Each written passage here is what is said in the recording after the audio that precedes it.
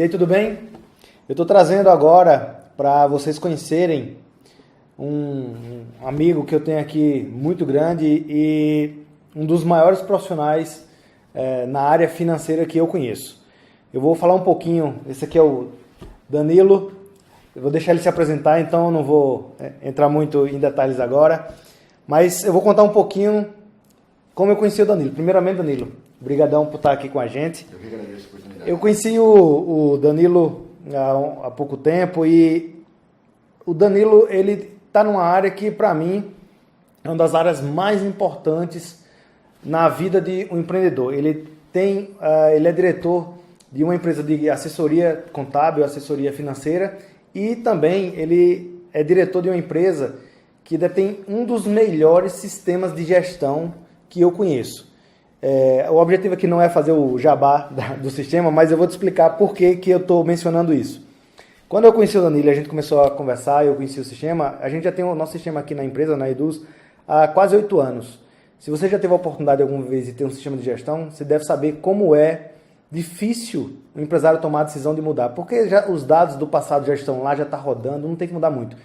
Mas o trabalho que ele faz com o sistema dele, o DNA financeiro, ele é tão forte que nós tomamos a decisão de mudar todo o nosso sistema. A gente mudou porque o nível de controle que a gente passou a ter, o nível de informação que a gente passou a ter aqui na empresa era muito superior ao que a gente tinha. E quando eu vi o tipo de controle que ele possibilitava através do sistema dele, eu disse, não, a gente tem que trazer isso até mesmo para os nossos produtores, nossos afiliados, nossos clientes. Então, a gente criou meio que um projeto aqui para ajudar outras pessoas a terem o mesmo nível de controle. Muito bem, mas onde é que isso vem parar na situação de crise? Vem parar pelo seguinte: quando a gente quer evitar crise, o nome da fórmula mágica chama-se informação. Esse é o nome e aqui é o cara que é especialista nisso. Bom, essa aqui é a introdução. A gente vai falar muito agora sobre como ter informações sobre o seu negócio, como preparar o seu negócio para se precaver, se preparar contra tempos de crise, porque eles virão, mas você não necessariamente ter uma crise dentro, e como aproveitar e transformar isso em oportunidades. Fiz a introdução agora, é com você, Danilo. Vamos lá, vamos falar o que interessa para o pessoal. Primeiro, conta um pouquinho para a gente, Danilo, o que você faz e quais têm sido as experiências que você tem tido no seu trabalho, nesses anos todos de experiência que você tem, que você vê que essa experiência tem mostrado, tem dado direcionamentos para te ajudar a salvar empresários, a salvar empresas, a tirá-las do buraco e a colocá-las de volta no prumo, no trilho do crescimento. Fala um pouquinho sobre essa experiência e fala pra gente o contexto aí do seu trabalho. Ok. Primeiramente, agradeço a oportunidade e as palavras tuas aí. Não, mas só sincero, viu? Obrigado mesmo. Bom, Eugênio, como você sabe, nós já conversamos algumas vezes, né, mesmo que rapidamente, sobre a história, né, da minha história profissional, que sempre foi voltado, né, desde a época de universidade, através da empresa Júnior, empresa de consultoria, de dentro de faculdade, a gente fazia projetos. Na época que eu ainda era estudante de economia, né, de consultoria para microempresas, projetos gratuitos, sem cobrar nada, né, para ajudar os empresários a ter controle. A maioria dos pequenos empresários, profissionais autônomos, quem está começando do zero mesmo, né, geralmente eles começam, e como todo mundo, como eu até comecei, né, a tua preocupação principal é a tua atividade principal. Ou seja, vender e entregar é vender e entregar, exatamente. Então você busca se especializar, ter um bom produto, um bom serviço, enfim. Então, aquele fluxo ali mais operacional, né? Comprar matéria-prima, transformar e vender, ou então arrumar um cliente, prestar um serviço, entregar o serviço, cobrar, receber. A parte mais operacional é a única preocupação. A gente chama isso aí de frente do negócio, né? É ali que as coisas acontecem. Aí a coisa começa a tomar forma, começa a crescer, ou então, né, como você mesmo usou a palavra no começo aí, existem tempos de crise e que a gente sabe que eles são cíclicos, né? Volta e meia eles estão acontecendo. Nesses momentos, ou de crescimento ou de crise, aí o empresário começa a entender que além da frente do negócio tem a retaguarda, tem o back-office, né? Ou seja, eu preciso administrar meu negócio. E geralmente o micro, pequeno, ele nunca pensou nisso aí, não deu tempo. Ele só sente quando ele precisa ficar uma semana fora da empresa. Exatamente isso. Aí ele vê que a empresa é ele, né? Ou seja, a empresa, que o negócio é ele, né? Então, e todo negócio que é um negócio basicamente é o dono, o risco é muito maior, né? Basta ter uma gripe maiorzinha. Isso que eu ia falar, o dono fica doente, enfim, ele pode ter algum problema qualquer que ele não pode estar na empresa, a empresa para, né? Então, basicamente, daí como eu falei, voltando um pouco, né, falar rapidamente da minha carreira, eu sou economista, né? Eu sou contabilista, a minha área é financeira, me pós-graduei nisso também, enfim, administração financeira de negócios. Então, sempre foi o que eu gostei de fazer, né? Eu sempre entendi, Eugênio, que a administração financeira, seja familiar, pessoal e mesmo empresarial, ela basicamente ela te dá as informações dos seus pontos de dor. Né? Basicamente é onde você entende o que você está fazendo de certo e o que você está fazendo de errado. Todas as demais áreas, obviamente, são importantes, mas eu entendo que o financeiro, a administração financeira, é basicamente ali aquele check-up, aquele diagnóstico que te mostra, o problema está aqui ou está aqui. Né?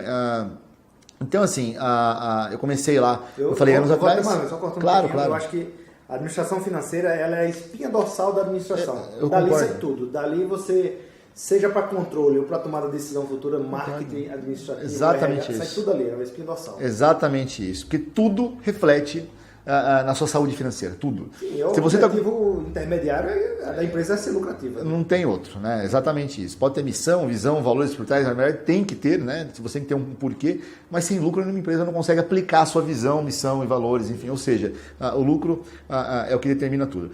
E basicamente, né, a gente, com o passar do tempo, foi especializando cada vez mais, mas eu sempre trabalhei com micro e pequena empresa, é o que eu gosto de fazer, tá? Ou seja, prepará-las para que elas tenham base para crescer, né? Ou para, nos momentos de crise, ao invés do cara ser o que está desesperado com a crise, é o que está lucrando com a crise, né? Crise é oportunidade, né, como a gente bem sabe.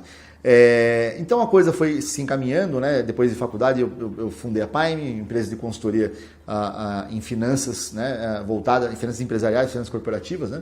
Sempre trabalhando com micro, pequena empresa, enfim. A gente começou a criar metodologia, processo e foi evoluindo.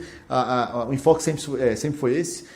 Depois a gente começou também a terceirizar a parte de contabilidade, que a gente começou a entender que o perfil do empresário brasileiro, geralmente ele entende que imposto é um problema que ele tem e que de fato a gente sabe que mas aí também há muita oportunidade para quem consegue ter um planejamento, consegue entender o que está acontecendo, enfim. Então a gente também se especializou nessa área, começou a terceirizar, dar assessoria nessa área e depois de muito tempo a gente percebeu um outro ponto de dor, né, nas empresas, que era assim, tudo bem, então você é o meu consultor, você vai me ensinar, vai passar uma metodologia, né, para que eu administre o meu negócio, para que eu faça a retaguarda com mais qualidade, mas, né, eu já não sou tão pequenininho que nem eu era, então o número de dados que eu tenho que controlar já são muito maiores. Então o que eu fazia no começo, né, eu lembro até hoje que no começo tinha um cliente meu que falava, meu contas a receber é o meu bolso esquerdo, o meu a pagar é o meu bolso direito. É basicamente isso. Uma boa imagem para você ter. Basicamente, então estava tudo ali. E estava no bolso mesmo. Ele tinha uns boletos aqui, ele tinha um dinheiro aqui. Então, quando o negócio é muito pequeno, você consegue. Aí começa a crescer um pouco mais. Bom, vamos uma planilha de Excel, vamos para um caderno. Aí é o bolso de trás. Aí você tem que distribuir, né?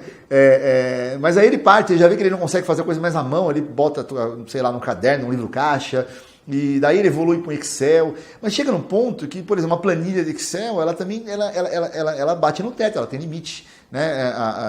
Você começa a ter, por exemplo, mais pessoas tendo que alimentar algum tipo de informação na sua empresa, e aí como que você faz? Eu vou amarrar tudo, é complexo, tem erro de digitação, não cabe mais. Está aqui, está lá. Está lá, exatamente isso. As informações se perdem.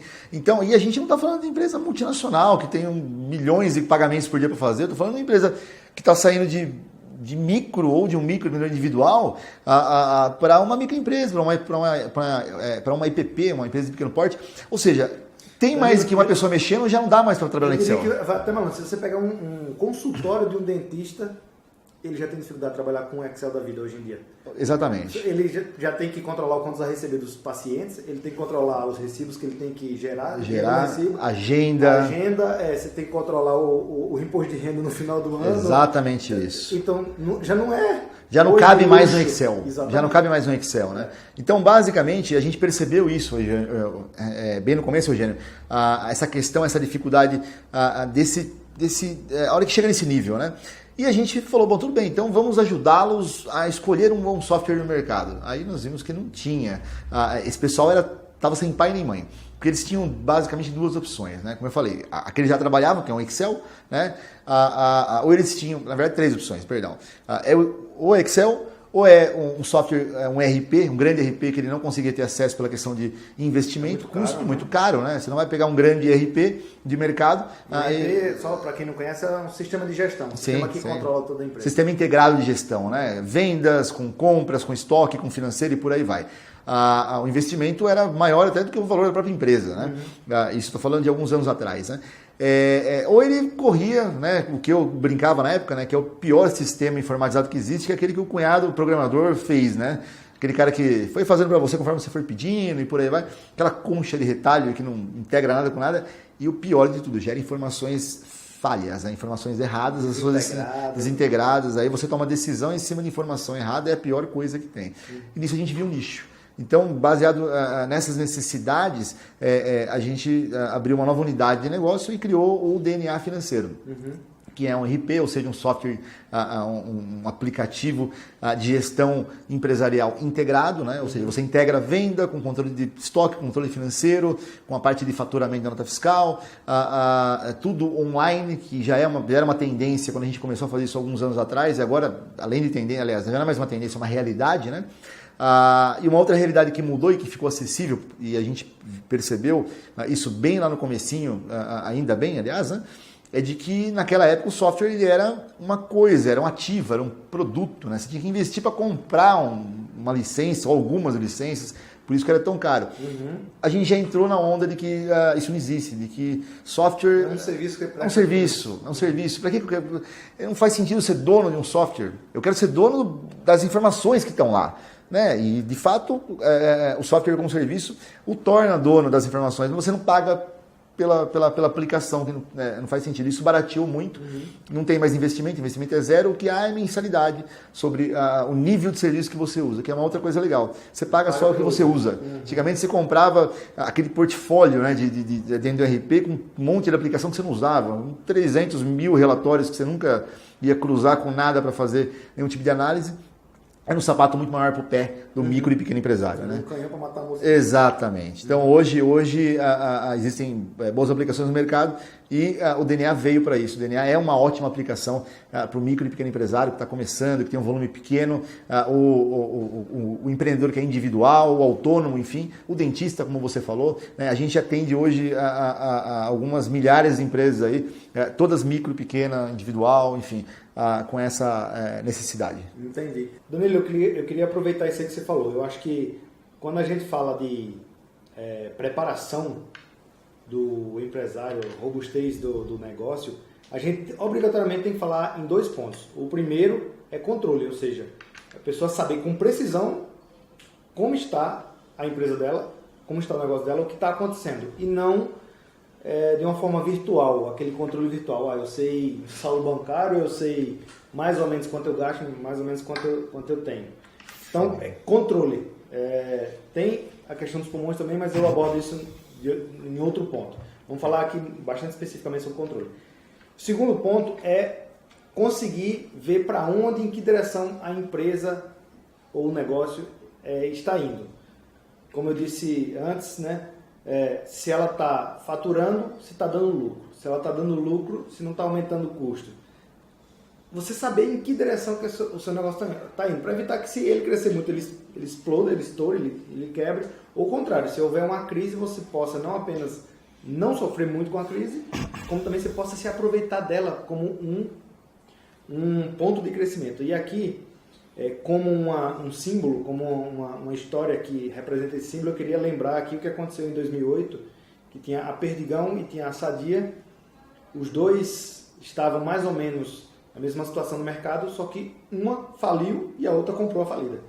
Exatamente. Só dando um exemplo. Esse é um exemplo clássico, agora se tornou clássico, de estar ou não estar alavancado está, não está preparado para uma situação de crise. Um enxergou a oportunidade e outro simplesmente foi embora com a crise. Exatamente. Então, eu queria que você desse para a gente alguns direcionamentos, como que você faz com seus clientes para prepará-los, o que eles precisam fazer para que eles estejam nesse ponto. E eu te falo assim, tenta abordar sem pensar no cliente muito grande, no cliente pequeno mesmo. Claro. O que ele pode fazer para estar preparado, para controlar e prever para onde está indo a sua empresa? Ok. Eugênio, eu assim, você está falando de tópicos assim que são de extrema importância para que uma empresa ela vingue ou não, ela continue e cresça ou de fato desapareça. Né? Eu gosto muito de usar duas analogias para pegar exatamente esses dois pontos que você acabou de citar e colocar. A primeira em relação a planejar, saber o que se quer, saber onde se quer ir, enfim. Né? A outra em relação a controlar. Né? Eu costumo usar, na primeira analogia, um exemplo muito básico, muito simples da nossa vida cotidiana. Né? Ou seja, ninguém, por exemplo, você não pega o seu carro de manhã, liga ele, sai da garagem, simplesmente, ou pelo menos eu conheço pouquíssimos, ou na verdade não conheço ninguém que faz isso, mas enfim. Na dúvida não conheço ninguém. Mas que liga o carro e sai sem destino. Eu vou dar eu vou sair, mas eu vou, enfim, onde você vai? Não sei. Todo mundo tem um objetivo, né? Quando tira um carro da garagem. Uhum. Mas muitas pessoas não têm um objetivo quando abre uma empresa. Qual é o teu objetivo? O teu objetivo é ganhar dinheiro. Tudo bem, isso aí na verdade, ganhar dinheiro é resultado, né? De um objetivo principal. É um meio para atingir um objetivo. Exatamente, é um meio para atingir um objetivo, né? Ele não pode ser não pode ser o teu objetivo final, o teu único objetivo. E eu queria só pegar o gancho, que é uma coisa que uma vez me falaram que eu nunca mais esqueci. Até ONG precisa ter lucro como meio para atingir sua finalidade. Exatamente. Então, saber onde quer chegar. Exatamente isso. Tomando a importância disso. Exatamente isso. Então, basicamente, a primeira coisa que a gente orienta quem está começando, quem tem uma empresa pequena, uma empresa individual, autônomo, ou já tem uma empresa que já tem alguns funcionários, não importa que período que ele esteja, mas é que ele tenha, basicamente, eu não estou nem falando de algo muito complexo, não estou falando de um planejamento estratégico cheio de detalhes, estou falando de um planejamento básico realmente, ou seja, aonde você quer chegar, ou seja, que público você quer atender, que faturamento você quer ter daqui 12 meses, daqui 5 anos, 10 anos, que estrutura você vai ter que montar para você atender a tua demanda conforme ela for crescendo, ou seja, são coisas básicas, mas são coisas falando de futuro. Né? Eu costumo até falar que na administração empresarial, ou seja, para o dono da empresa mesmo, o que importa é o futuro. O passado é do contador, o contador cuida do seu passado. Uhum. Né? Então, você tem que pensar realmente no teu futuro. Então, planejamento é a primeira coisa.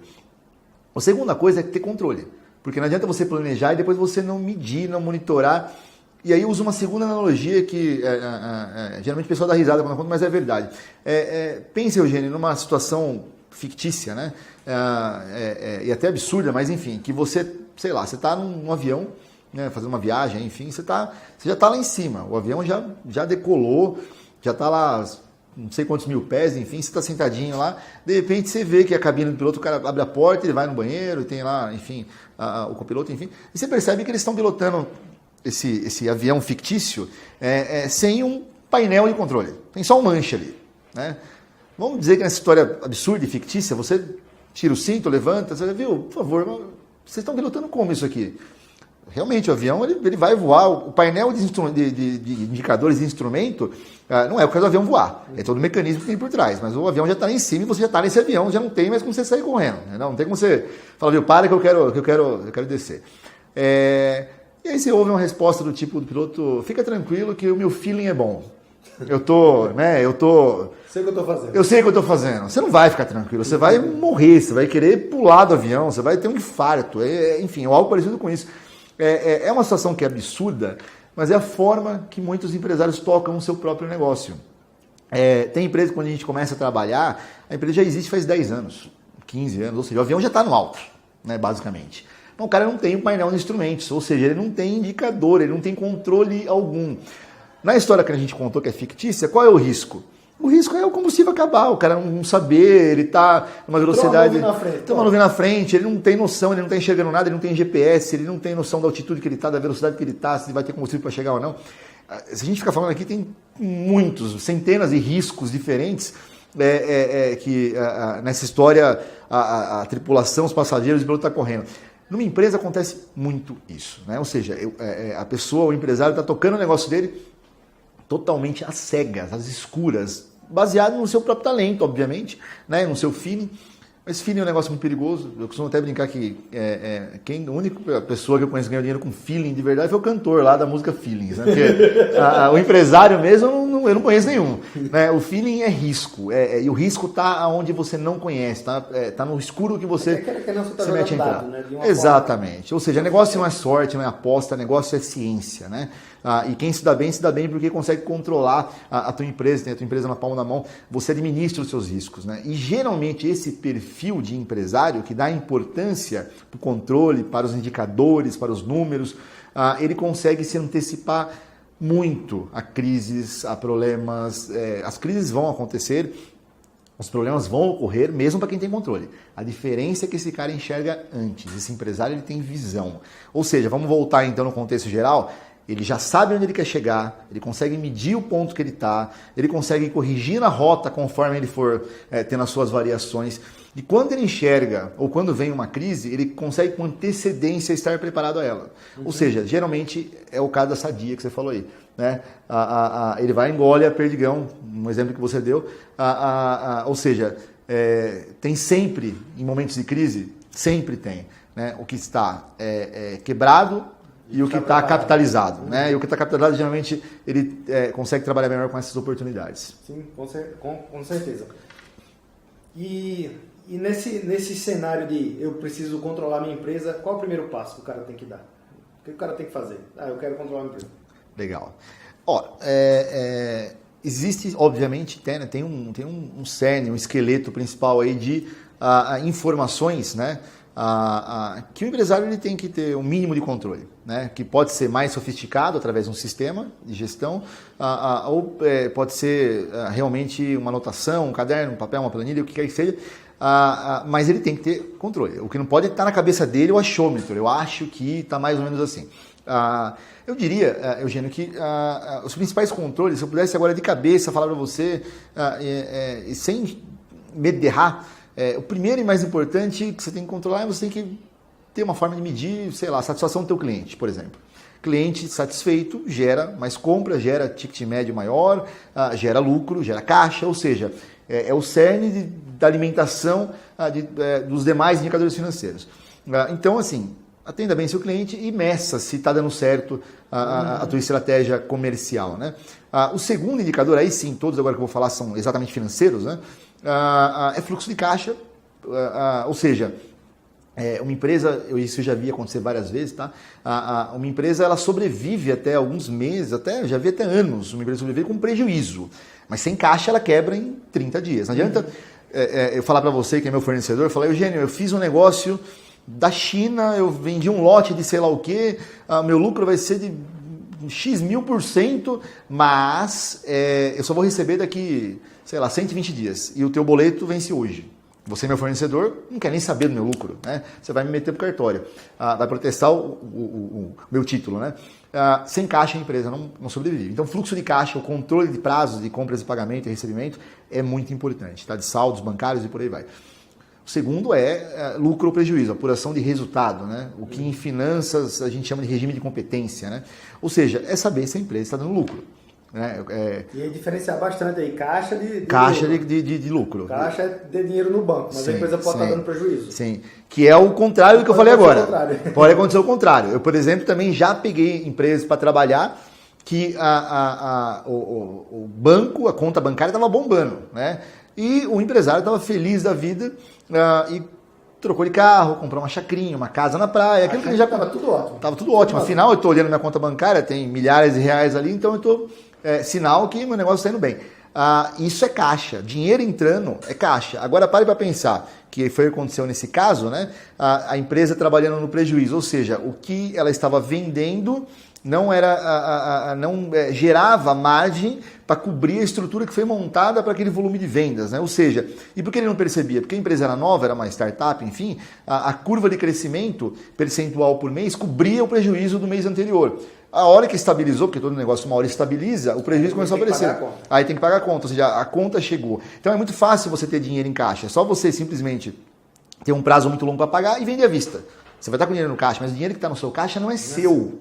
Ou pelo menos boa parte não é seu. O que é seu é a parte do lucro. Que se você não souber medir, não souber mensurar, você nunca vai saber exatamente do que está na conta do banco, o que é a sua parte, o que você pode tirar, reinvestir, retirar para você, distribuir lucro, enfim, e o quanto você tem que deixar lá numa aplicação para cobrir o custo da tua estrutura que já está basicamente tomada, esse capital já tem dono, basicamente essa a verdade. Então, Eugênio, a apuração de resultado é o terceiro item, é o terceiro indicador que eu, sem dúvida nenhuma, colocaria como controle principal. E talvez aí, para finalizar, mais dois que são simples também de a gente apontar, inadimplência. Né? Ou seja, você precisa receber, então controle bem a sua inadimplência, esse negócio de que eu estou crescendo e para mim isso não é tão importante. Lucro, mas não consegue receber. Exatamente. Aí não adianta. O lucro não se realiza, né? Nunca chega na empresa. Então é legal controlar também, ter um bom controle da sua inadimplência, ter um sistema de cobrança ali simples, básico, saber quem tinha que te pagar ontem se pagou e fazer uma cobrança efetiva, enfim. Não deixar a coisa acumular, porque depois o dinheiro realmente ele não aparece mais, né?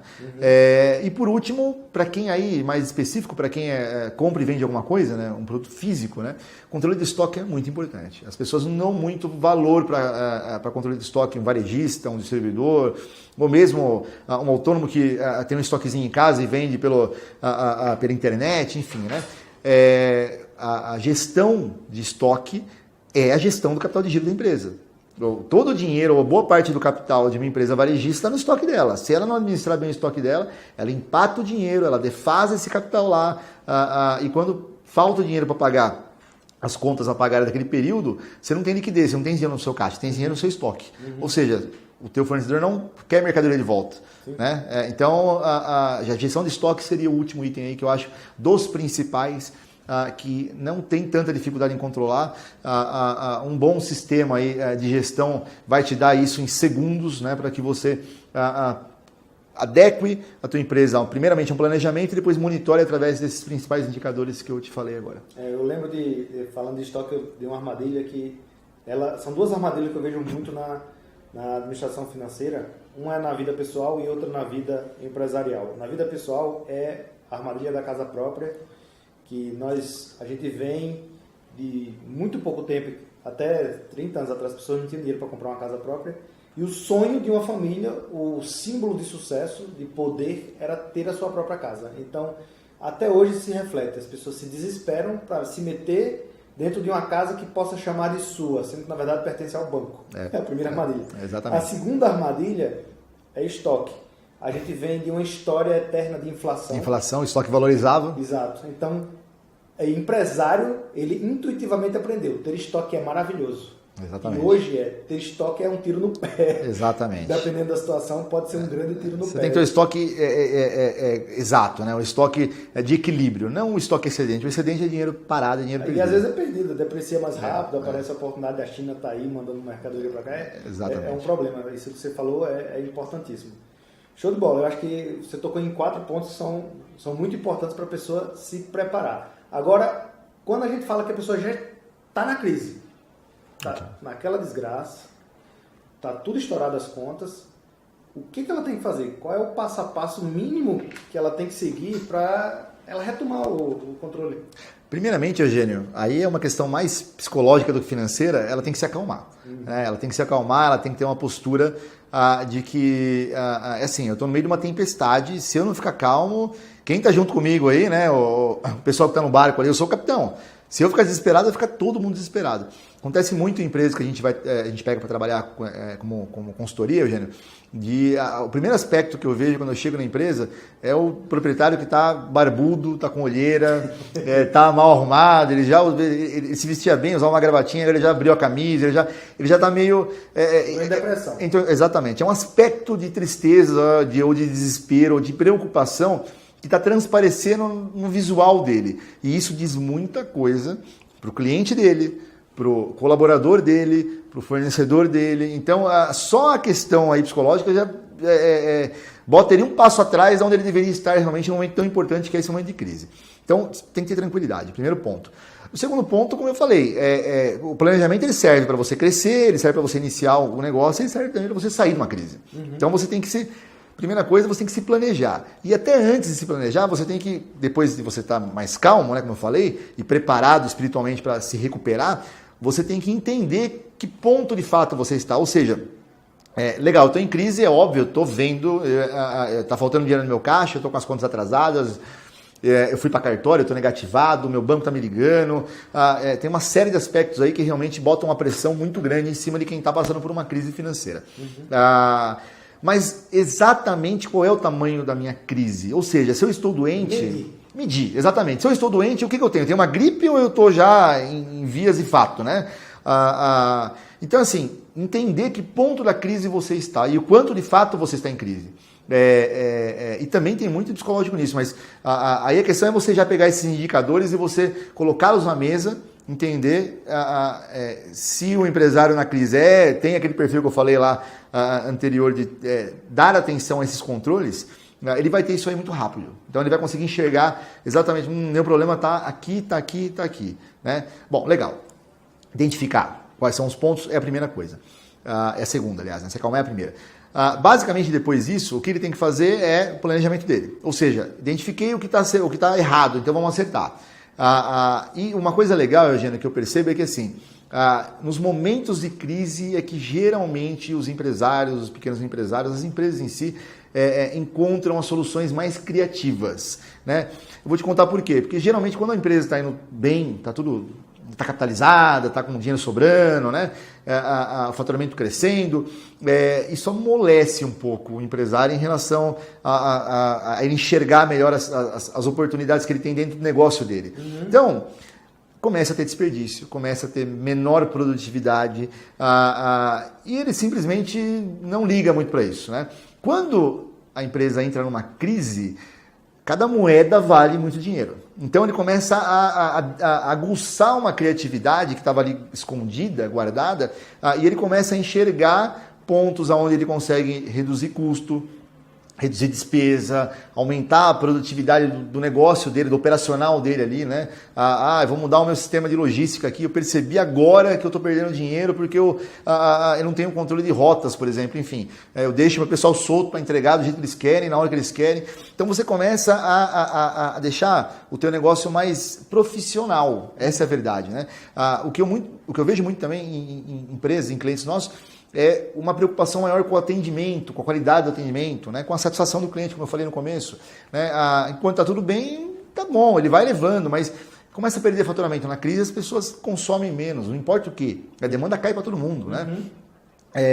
Ele não quer perder cliente. Então ele começa a se preocupar mais com o melhor atendimento, com o mix de produtos que ele está oferecendo, a qualidade do produto que ele oferece. Então, em resumo, quero dizer na crise, a crise esconde muitas oportunidades, até mesmo para quem está dentro do olho do furacão, para quem está endividado, para quem está com aquela pressão. A questão é, mais uma vez, se acalmar, entender o que está acontecendo, colocar os números na mesa, né? Se planejar e efetivamente ter aquela ação efetiva para corrigir os pontos que estão aí errados. Entendi. Você fala de oportunidades, isso me lembra acho que é uma das coisas que mais a gente vê acontecer nos empreendedores de sucesso, essa preparação para aproveitar oportunidades, sejam, como você falou, se capitalizando, sejam se preparando para fazer aquisições, fazer fusões, enfim. Né? Na hora que o bicho pega, quem está preparado, ele tem muita vantagem. Muita vantagem. Com relação ao internamente, né? A equipe, com relação ao sócio, o que você vê que daria para fazer para ele aproveitar melhor essas oportunidades, para não só não se desesperar, etc., ou seja, ajudar ele realmente a sair de forma positiva da crise? Na crise, geralmente o que eu percebo é que cai uma ficha, que na verdade não deveria cair, deveria já ser natural em todo mundo. Né? O ser humano, por natureza, ele gosta do conforto. É exatamente isso. Mas na crise, Eugênio, geralmente faz cair uma ficha que é a seguinte, muda o paradigma, ou pelo menos o foco muda um pouco do empresário, que ele começa a entender que ele não tem que focar, ele não pode só focar em vendas, em faturamento, em crescimento. Na crise, ele começa a entender que ter lucro é até mais importante do que a vender cada vez mais. Porque vender cada vez mais com prejuízo, você acelera a sua quebra. Basicamente isso. Se eu vendo, sei lá, a caneta, se eu tenho um prejuízo líquido em cada uma das canetas que eu vendo, se eu vender 1 milhão de canetas, eu tenho um prejuízo de 1 milhão.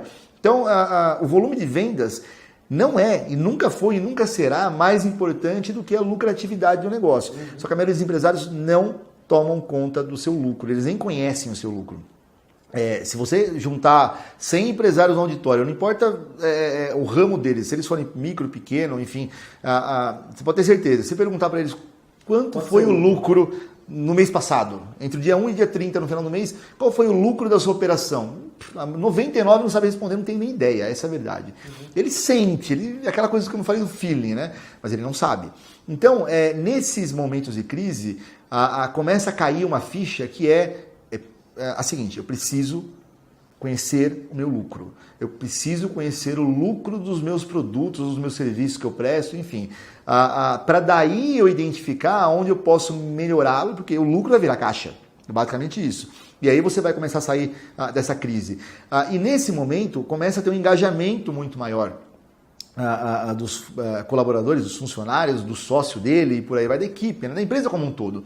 A empresa se engaja mais nos itens que estão abaixo do faturamento, da venda, que são as despesas e os custos. Ou seja, você começa a ver gargalo, você começa a ver goteira, você começa a ver vazamento, você começa a olhar para tudo, né? Literalmente tudo. E aí você começa a encontrar oportunidades, como eu disse, né? Algumas muito criativas, outras nem tanto, outras óbvias, né? De vazamento de dinheiro ali que você não percebia antes. Você começa a tapar esses buracos. E o teu lucro, que era uma faixinha assim, ele começa a aumentar, né? E, consequentemente, como eu falei, o lucro, no tempo, ele vira caixa. É basicamente o prazo de você realizar esse lucro entre pagamento e recebimento. E aí você começa a sair da crise. Não, e quando a empresa retoma, quando o negócio retoma, aqueles vazamentos que provavelmente iriam crescer proporcionalmente ao crescimento da empresa, eles estão sob controle. Então, a tendência é que essa margem de lucro ela tende a aumentar quando a empresa... Exatamente. É um gráfico de tesoura, né? Ele abre, ele é exponencial. Exatamente. Então, exponencial. Faz todo sentido. Show de bola, Danilo. E você tem algum material que a gente pudesse disponibilizar, que você usa no seu dia a dia junto com os seus clientes, pudesse disponibilizar para o pessoal que está assistindo essa apresentação, o pessoal do canal do Três Pulmões, pudesse baixar ou pudesse assistir para que eles pudessem aprofundar um pouco mais nesse tema? Vocês têm alguma coisa nesse sentido? Temos sim, Eugênio. A gente está, já faz algum tempo, nós estamos criando alguns materiais, alguns e-books, né? Para passar os conceitos, né? Ou seja, antes de falar em controle, você tem que ter os conceitos básicos, né? Senão você precisa entender o que está controlando para você poder interpretar o que você está controlando. Então nós temos sim alguns e-books, né, que ensinam o conceito, como fazer e como usar um fluxo de caixa, como apurar o lucro, que é um negócio, parece um negócio de outro planeta, mas não é simples, o conceito é simples. Então, como administrar a caixa, como administrar o seu lucro, as ferramentas de controle de estoque, de despesas, a parte fiscal tributária, tá? Até mesmo como legalizar. Existe muita informalidade, né, no começo, né? Eu começo sem ter um CNPJ. Então, o que eu posso fazer? Eu posso abrir uma MEI, ser microempreendedor individual, uma IPP, enfim. Então, parte desde a formalização, a gente fez uma cadeia, né, de material, que é um passo a passo, né? Como formalizar o meu negócio, o que eu devo controlar no começo, o que é importante eu enxergar, como eu mesmo posso fazer isso. Então a gente tem sim um bom material aí para esse pessoal. Bom, eu posso dizer que eu vou deixar aqui então disponível na área de conteúdos extras. Um link, ok? Tá, ok. Então, se você está vendo essa apresentação, deve ter em algum lugar aqui um link para conteúdos extras. Depois você pode clicar e baixar. A gente vai procurar mandar por e-mail também. Mas, ou no nosso canal, então... Show de bola, obrigado aí por disponibilizar para a gente esse material. Acho que é importante as pessoas, independentemente, adquirir essa cultura financeira. Foi-se o tempo que sucesso financeiro era loteria. Hoje, sucesso financeiro é preparação, é educação financeira. Então, se você acha que vai aprender com alguém, eu nunca vou ensinar uma fórmula mágica.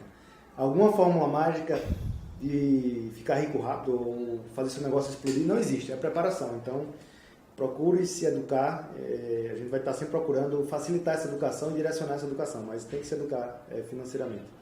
Bom, Danilo, brigadão, eu também tenho uma novidade para você aí, eu pedi para ele para contar no final. Antes de eu contar, eu queria agradecer formalmente aqui em nome de todo mundo a sua presença.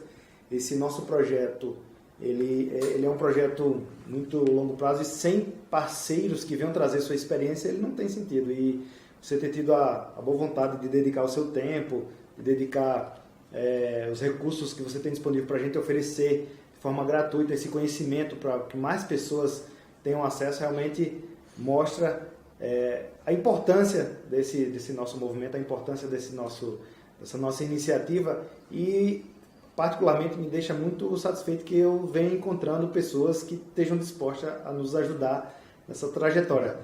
Dá trabalhinho no começo, mas essa satisfação de encontrar pessoas que tenham visão parecida, que queiram junto ajudar um pouquinho aí quem está do lado de fora do negócio no seu início, que faça que a gente se alimente todo dia. Então, muito obrigado em nome de todo mundo pela participação no nosso evento. Está sendo maravilhoso. Eu que agradeço, Eugênio. Eu agradeço muito a oportunidade. Eu acho que a tua iniciativa ela é assim, de muito valor, tá?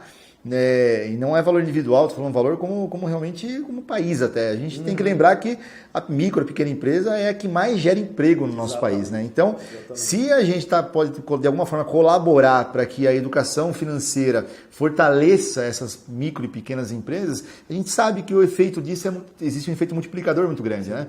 Vai ter geração de emprego e renda e o país vai se fortalecer com isso, né? Então, eu que agradeço a oportunidade por estar participando da iniciativa e parabéns pela iniciativa. Espero o que você precisar da gente, estou à sua disposição. Obrigado. Bom, eu falei que tinha uma surpresa que eu combinei com ele antes.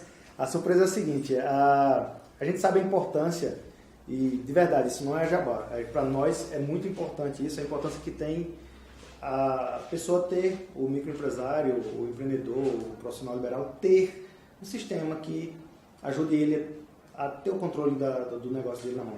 E, como eu disse, o DNA e a PAI foi a empresa que eu achei com melhor qualidade no mercado e demorou um pouquinho, mas eles aceitaram essa parceria com a gente. Então, eles ofereceram uma condição diferenciada para quem está participando do evento. Também na área de conteúdos extras aqui tem um link. Se você tem interesse de automatizar seu negócio, de controlar seu negócio, dá uma olhada lá, clica no link que você vai saber qual é a condição que a gente conseguiu junto ao Danilo. Então, mais uma vez, Danilo, obrigado pela cortesia para a nossa audiência aí.